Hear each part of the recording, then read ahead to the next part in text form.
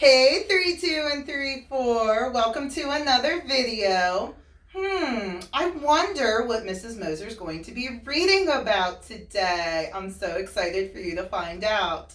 So before we get started, we're going to go ahead and read our objective for today. I feel so fancy today. So let's go ahead and take a look at our objective, our project topic. How can I integrate art into my reading? Ooh, I'm going to go back to this word integrate, 3, 2, and 3, 4. And the word integrate means to link. Just like we do with our conjunctions, they're linking words, except the word integrate means to link, which means that we're going to connect art to our reading today. How exciting. We are going to read the story, Katie and the Mona Lisa. It's one of my faves. But before we read our story and get into it, Mrs. Moser has some vocabulary words that we're going to talk about. So, are you ready to look at our first word, Mr. Moser? Okay, 3, 2, and 3, 4. I want you to try to sound this word out, please. That's in our story. By yourself or with your family. If you said the word was dozing, you are absolutely correct. Let's do our syllables. Dozing, do-zing. 2, let's dab it. Do-zing, raise it. Do-zing, and cross it. Do-zing. Looks funny when Mrs. Moser does it today. I noticed something about this word. Ooh, we have ing, which means it can happen right now with that suffix ing. Also, my spectacular spellers. This is a word that our base word is doze. So with doze, that means when I add the ing, that suffix, I drop the e in that ing. So if I were spelling the base word, it's D-O-Z-E. Okay, and let's take a look at what it means to be dozing. Sleeping lightly. So think about that word for a minute. If it's a noun, person, place, or thing, something you can touch. A verb, an action, something you can do. Or an adjective, a descriptive word, using all of your senses. This is what you're trying to touch your face and it's really hard. So which one of those do you think it is if it's something you can do? Take a couple seconds and think about that. If you said it was a verb, you are absolutely correct. Dozing is something we can do. Okay, so for this word, 3, 2, and 3, 4, whenever Mrs. Moser is reading and she comes to the word dozing, we're going to do this. Okay, let's try that one more time. So we're going to take like a little snoozy snooze. Remember, it says sleeping lightly, so it doesn't mean that you're full on in a deep sleep. Okay, so that's our first word. Now, Mr. Moser, if you wouldn't mind going to our second word so our friends can sound it out. If you said the word was gallantly, you are absolutely correct. Let's go ahead and do our syllables. Gallantly. 3. Let's go ahead and hula it. Gallantly. Let's go ahead and hashtag it. Gallantly. And let's go ahead and sassy snap it. Gallantly. Guess what I noticed? At the end of the word, 3, 2, and 3, 4, we have ly. And we know ly is a suffix and it means in a certain way. Now watch me move. Move so quickly. Okay, so ly means in a certain way, like quickly. So I know that word is a special word. It is not a noun. It is not a verb. And it is not an adjective. So talk to your families or your friends about what type of word you think it is. If you said that it was an adverb, you are absolutely correct. Excellent job. Give yourself a pat in the back for that one. I really can't right now, so I'll just pretend I'm giving myself a pat. And to be gallantly, or what gallantly means, is in a brave or heroic manner. So somebody's doing something in a brave way or a heroic way. So whenever we see this word in our story or hear this word in our story, when we get to gallantly, we're going to do this. That's all we're going to do because we're going to be really brave. Because when you're really brave, you're really strong in the inside and out. Let's try that one more time. Excellent. Let's move on to our third word, please. I would like you to try to sound this word out.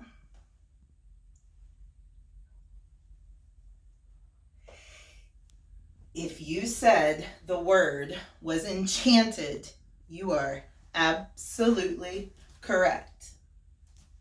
I know there's something at the end of this word, 3, 2, and 3, 4.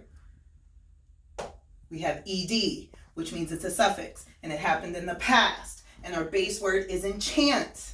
Ooh, let's take a look at what the definition of enchanted means. So we have a past tense something filled with delight and magic. Ooh, so something in our story is going to be filled with delight, maybe like happiness or magic. I can't wait to read to find out about this. While we are thinking about that, if that's a noun, verb, or adjective, I have a little magic for you right now I'd like to show you. You ready? So Mrs. Moser has an empty pot, but when she taps on it, here comes some flowers. Oh my goodness, did you like my little magic trick? Isn't that so cool? You know, I gotta do a little bit of magic for you guys. Okay, so filled with delight or magic.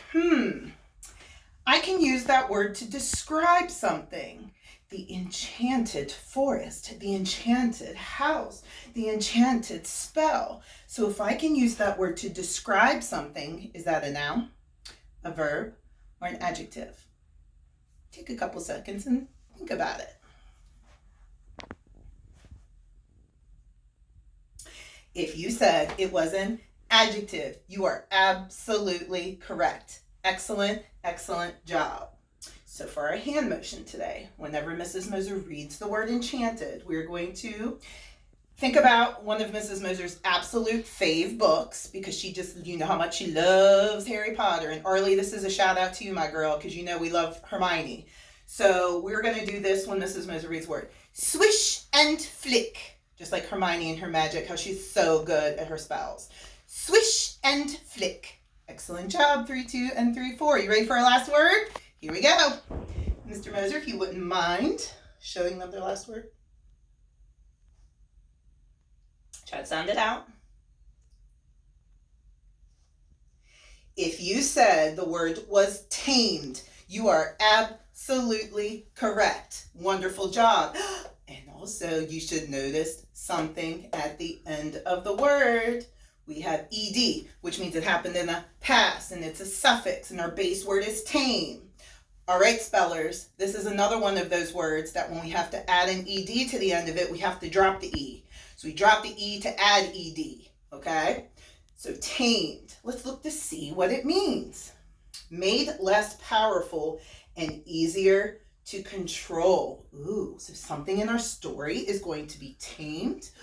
So if you can tame something and you can make it less powerful, do you think that's a noun, person, place, or thing? Something you can touch. A verb, an action, something you can do. Or an adjective, a descriptive word, using all of your senses. Take a couple seconds and think about that.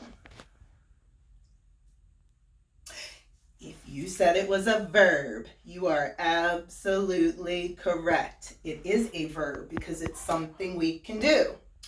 So for our hand motion, anytime you hear the word tamed, we're going to do this. Calm down. You ready? Calm down. Excellent job. So we're going to take a little bit of a stretch break. Mrs. Moser has a lot of props for you today, and she's going to go ahead and get comfortable. I want you guys to grab some snacks while Mrs. Moser reads this awesome book. So take your 10 seconds to stretch, and I'll be right back. Welcome back. I hope you got a nice stretch in. Let's review our words before Mrs. Moser starts to read. Our first word is dozing. Our second word is gallantly. Our third word is enchanted. Swish and flick. And our fourth word is tamed. Calm down. Excellent. So the story that Mrs. Moser is going to read you today is called Katie and the Mona Lisa. And the author is James Mayhew, who's also the illustrator. And the publisher is Orchard Books. So Mrs. Moser has something that she'd like to tell you about the Mona Lisa. First, before we get started, I'd like to give you a little background knowledge. First things first, I want to show you who actually made the Mona Lisa. And this is Leonardo da Vinci. He is the one that painted this famous painting. So he is the painter who's painted a lot of things.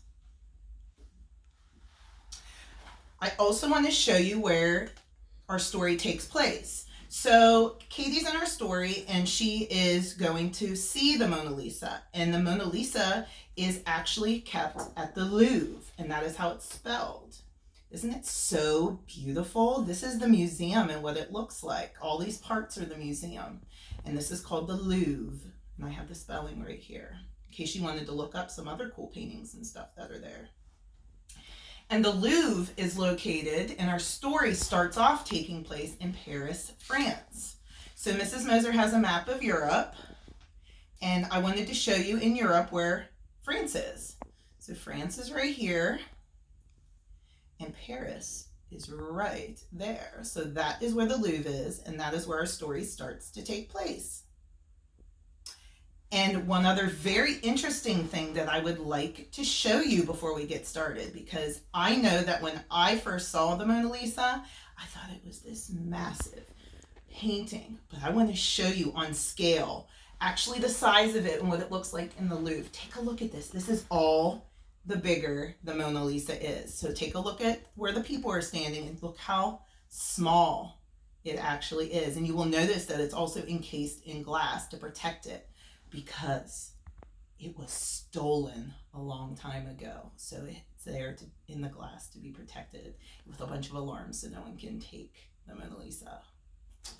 Some fun facts for you before we get started. Okay, here we go. Katie and the Mona Lisa. Absolutely love this book. And think about our objective too, about making a connection back to art. Katie and her grandma often went to the gallery on their days out together. Grandma liked to tell Katie all about the famous paintings. "Which picture do you like best?" asked Grandma. "Mona Lisa," said Katie. "She smiled at me." "Ah, it's her smile that makes her famous," said Grandma.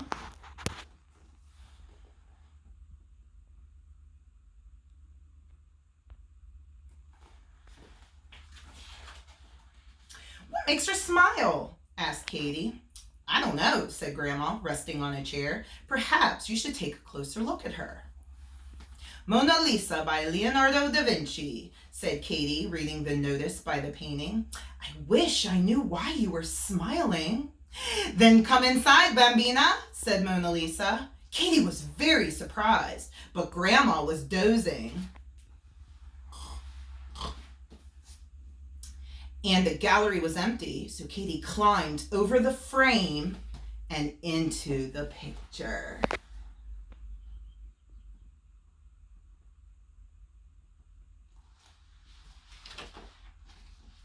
Mona Lisa was sitting in a grand room with a balcony.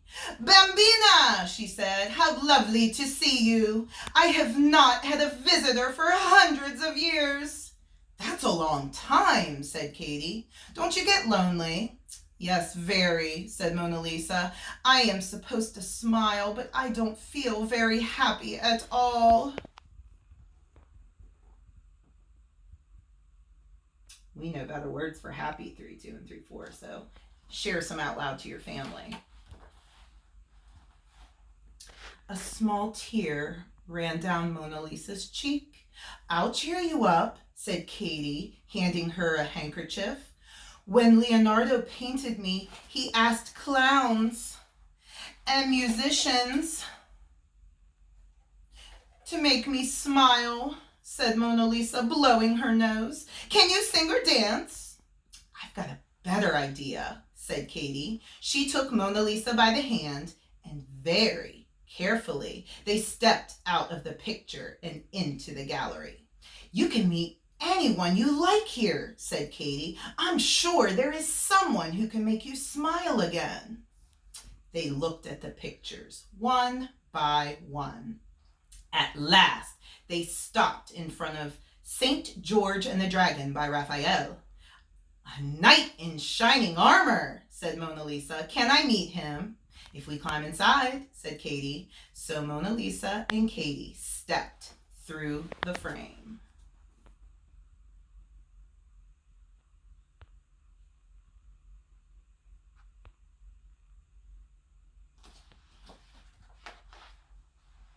St. George was rescuing a beautiful princess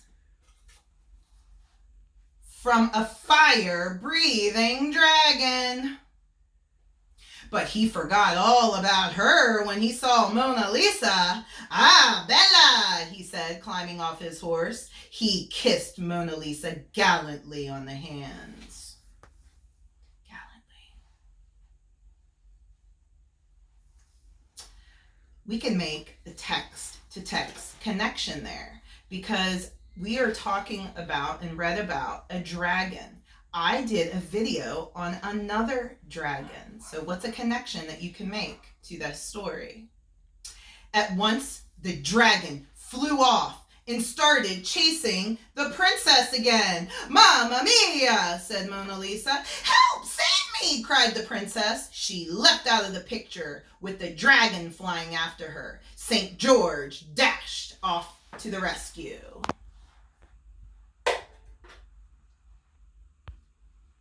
St. George was chasing the dragon, who was chasing the princess.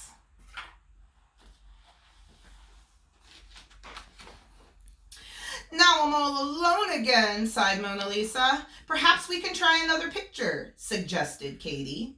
They climbed out and walked into another room.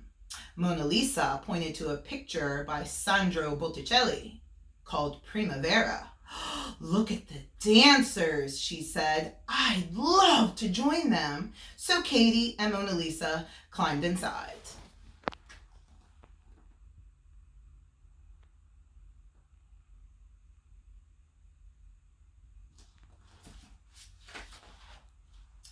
They found themselves in an enchanted grove.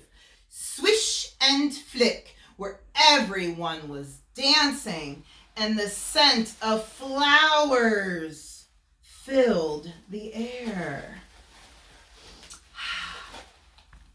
"Welcome to springtime," said a beautiful woman in a flowery dress. "I am Flora. Come with me and taste the oranges."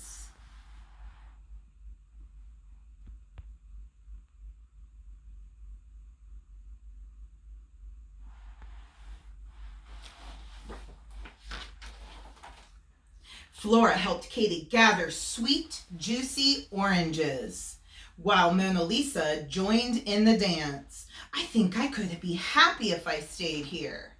But just then, Katie slipped and fell on 3 dancers. They ended up on the ground covered with squashed oranges. "You have ruined the springtime dance! Just wait until we catch you," said the dancers. "Perhaps it is best if we don't stay," said Katie. "I think you might be right," sighed Mona Lisa.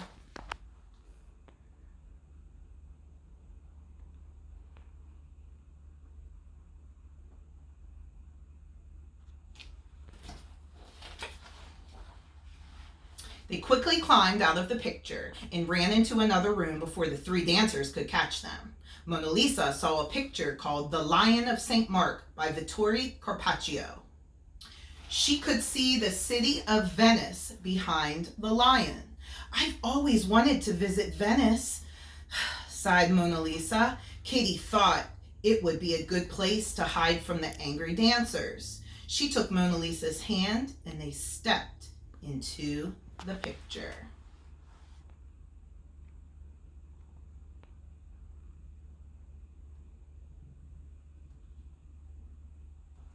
Three, 2, and 3, 4, I'd like you to think about what would be a really good character trait to describe Katie right now, based on things she says, based on things she does, action. And I also want to point out to you on our map.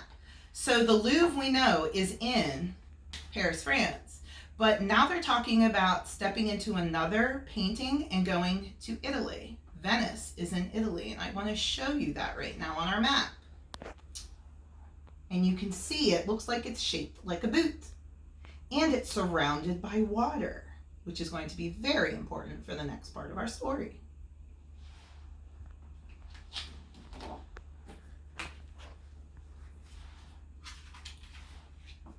"Welcome to Venice," said the friendly lion. "There's water everywhere," said Katie. "Is there a flood?" "Venice was built on the sea," said the lion. "I shall carry you on my back," said the lion, and he opened his beautiful rainbow wings and flew up in the air. Below them, Venice sparkled like silver and gold.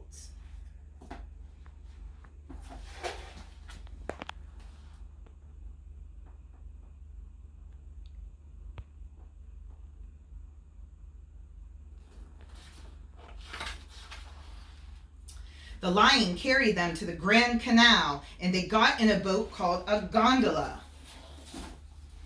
This is what a gondola looks like. The people of Venice waved and sang songs and gave them pasta and ice cream. Got some pasta, got some ice cream while they're in their gondola on the water with the lion and his rainbow wings.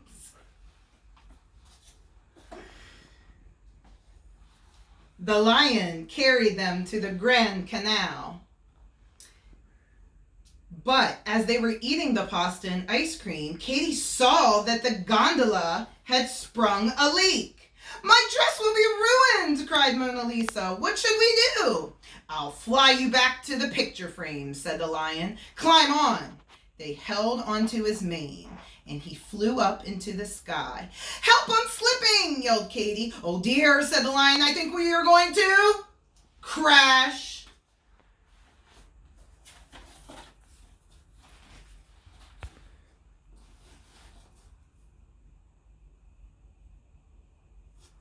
So we have the lion that's flying Katie and the Mona Lisa with his beautiful rainbow wings. But he's crashing. They tumbled through the frame and into the gallery. "Mamma mia," said Mona Lisa. There, in front of them, sat the dragon. He breathed fire and roared at them. Behind the dragon stood St. George and the princess and the three dancers from the Enchanted Forest. Swish and flick. They all looked very cross. "Oh dear, what a mess," said Katie. "What shall we do?"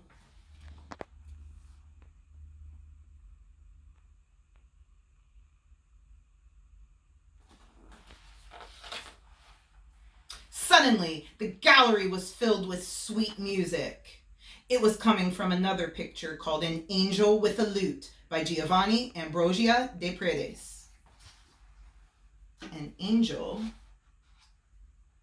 with a lute. And a lute looks something like this, but with a little bit bigger of a base. The angel came out of the picture and stroked the dragon. Angel. And she's stroking the dragon. He stopped growling, lay down, and wagged his tail. "How clever," said the princess. "You've tamed him." "Calm down." The princess put her belt around the dragon's neck and led him proudly back into the picture. The dragon was being led by the princess. St. George kissed Mona Lisa's hand once more and followed them.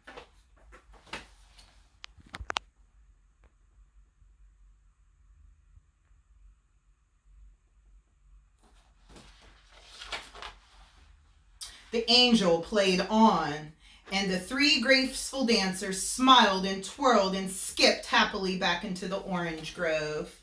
So we have the angel playing the lute, and the princesses were going back into the orange grove. The lion flew back to Venice.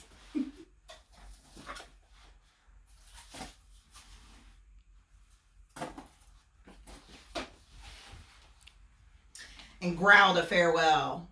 "Please, can you help Mona Lisa?" said Katie to the angel. "I wanted to make her smile, but everything went wrong." "She doesn't need my help," said the angel. "Just look." And Katie saw that Mona Lisa was smiling. "Mamma mia," she said, "what an adventure we've had, Bambina. Wasn't it fun?" "Yes, it was," said Katie, and they both laughed.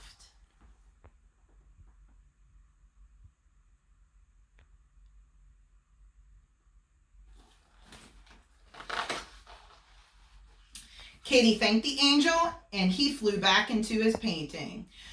"Will you be happy in your picture?" Katie asked Mona Lisa. "I shall think of you, and that will make me laugh," she said, climbing through the frame. "Thank you for making me smile again, Bambina. Adio." "Adio," said Katie. Katie ran back to her grandma. "I found out all about Mona Lisa's smile," said Katie, "but I can't say you won't believe me." "I expect you're right," said Grandma. "Now, what would you like for supper?" "Pasta and ice cream," said Katie. "They're my favorite." And she smiled, a secret smile, just like Mona Lisa.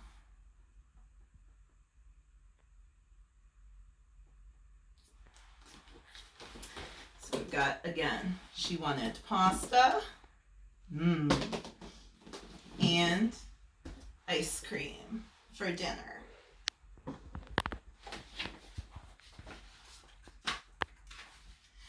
I want you to think about, isn't that such an awesome story? The prince, that cracks me up with, the knight, whenever he was ignoring the princess and was worried about Mona Lisa, and then the dragon was chasing her. I love that part. I want you to think about what was your favorite part of the story and why. I also want you to think about what would be another good title for this story. And I also want you to think about what the central message theme is of this story and why. So those are some things you can talk about with your family, or that's something you could write down and send to Mrs. Moser. Okay, so in the back of the story, it said to get creative with Katie, and it talks about doing a self-portrait. So self-portrait means yourself. And so Mrs. Moser is going to show you a couple things that you can work on for some enrichment activities. So if you could follow, Mr. Moser, if you could zoom in on my picture while I try to get up with this costume on. Whoa, baby. Okay. All right. So remember our project topic was how I can integrate art into my reading. And what Mrs. Moser would like you to try to do is create a self-portrait of yourself. So that's the art integrating into the reading. So Katie in the back talks about a self-portrait and how to draw one. Mrs. Moser tried her best. Mr. Moser keeps laughing at her self-portrait, but as I teach you in school that nobody's perfect, that's why pencils have erasers, so we try our best, and that's what I would like you to do.